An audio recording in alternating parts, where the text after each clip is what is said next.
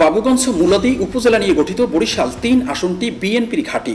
এখানে প্রতিদ্বন্দ্বিতাপূর্ণ সব নির্বাচনে বিএনপির প্রার্থীরা বিজয়ী হয়েছেন। আসনটি ২০০৮ সালে প্রথমবারের মতো হাতছাড়া হয় দলীয় কোন্দলের কারণে। ওই নির্বাচনে এই আসনে বিএনপির মনোনয়ন পেয়েছিলেন স্থায়ী কমিটির সদস্য বেগম সেলিমা রহমান।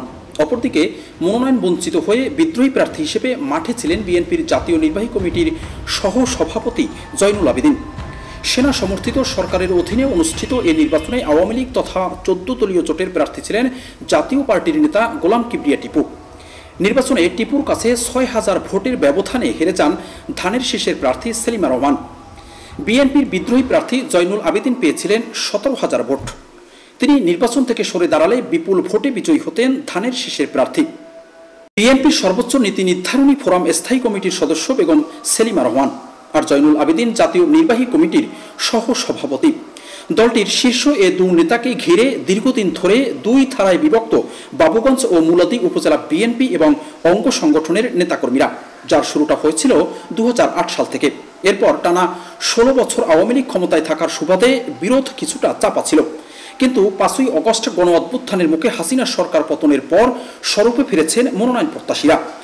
প্রভাবশালী দুই নেতাই আগামী ত্রয়োদশ সংসদ নির্বাচনে দলীয় টিকিট চাইছেন। শুরু করেছেন নির্বাচনী এলাকায় প্রচার প্রচারণা। সেলিমা জয়নুলের সাথে নতুন করে যোগ হয়েছেন ব্যারিস্টার মনিরুল ইসলাম আসাদ। তিনিও আগামী সংসদ নির্বাচনে দলীয় টিকিটের আশায় মাঠে কাজ করছেন। ১৯৯১ থেকে ২০২৪ এই সময়ের মধ্যে অনুষ্ঠিত ৬০টি সংসদ নির্বাচনে ৩বারই জিতেছিলেন বিএনপির প্রার্থীরা।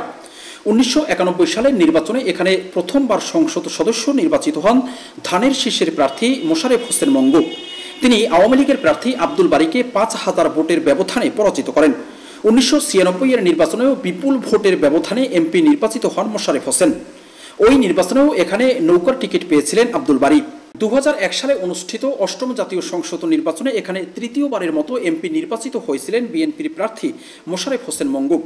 এই নির্বাচনে তার প্রতিদ্বন্দ্বী ছিলেন বরিশাল মহানগর আওয়ামী লীগের সিনিয়র সহ সভাপতি আফজালুল করিম। নৌকার চেয়ে ধানের শীষের প্রার্থী ৩০,০০০ ভোট বেশি পেয়েছিলেন। ওইবার সরকার গঠন করে বিএনপি তথা ৪ দলীয় জোট। ২০১৪ সালে ১০ম জাতীয় সংসদ নির্বাচনে বিএনপি অংশগ্রহণ না করায় খুব সহজেই আসনটি দ্বিতীয়বারের মতো হাতছাড়া হয়। ওই নির্বাচনে সংসদ সদস্য নির্বাচিত হন ওয়াকার্স পার্টির নেতা শেখ টিপু সুলতান। তার নিকটতম প্রতিদ্বন্দ্বী ছিলেন জাতীয় পার্টির গোলাম কিবরিয়া টিপু। ২০১৮ সালের নির্বাচনে আসনটিতে বিএনপির মনোনয়ন পেয়েছিলেন জয়নুল আবেদিন, কিন্তু লাঙ্গলের প্রার্থী গোলাম কিবরিয়ার কাছে তিনি পরাজিত হন, যদিও এটা ছিল সম্পূর্ণ প্রহসনের নির্বাচন। সবশেষ ২০২৪ সালে অনুষ্ঠিত দ্বাদশ জাতীয় সংসদ নির্বাচনে মাঠে ছিল না বিএনপি। ওই নির্বাচনে আসনটিতে আওয়ামী লীগ সমর্থিত প্রার্থী গোলাম কিবরিয়া টিপুর বড় প্রতিদ্বন্দ্বী ছিলেন স্বতন্ত্র প্রার্থী আতিকুর রহমান।